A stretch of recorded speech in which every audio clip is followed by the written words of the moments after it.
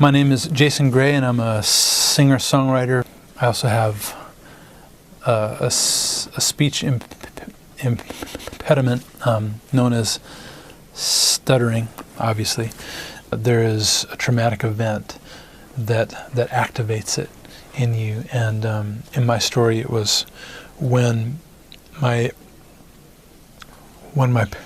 parents divorced is when it showed up in my life.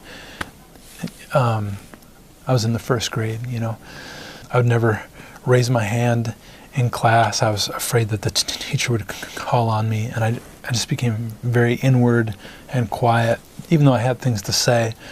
The first time I remember hearing the voice of God was through a Simon and Garfunkel song, Bridge Over Troubled Water. They were my favorite, and I loved that song. And I was a little boy, maybe in the third grade, and I remember hearing that song and something in my heart going, "Psst, hey, this is how God feels about you." Yeah, I didn't grow up in the church or in a Christian home. I grew up on the road with my mom's bar band. There wasn't anybody to tell me that that's how I should interpret a song, that I should spiritualize it in some way. So I think there had to be the Holy Spirit, right?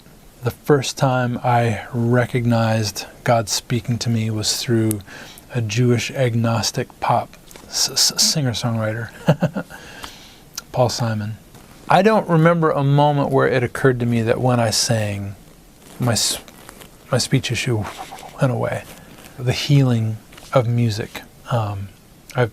I knew early on I wanted to be a part of that, but it was complicated, of course, because how is a guy with a speech handicap going to have a career where he's on a microphone? Like if you get hung up on a P, it sounds horrible.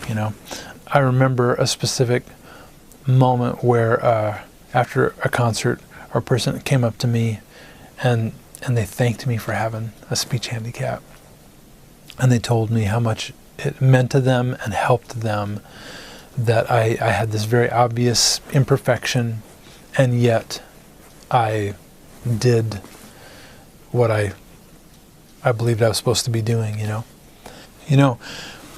Early on, I thought that my speech handicap would have to go away in order for me to have a career as a professional singer-songwriter.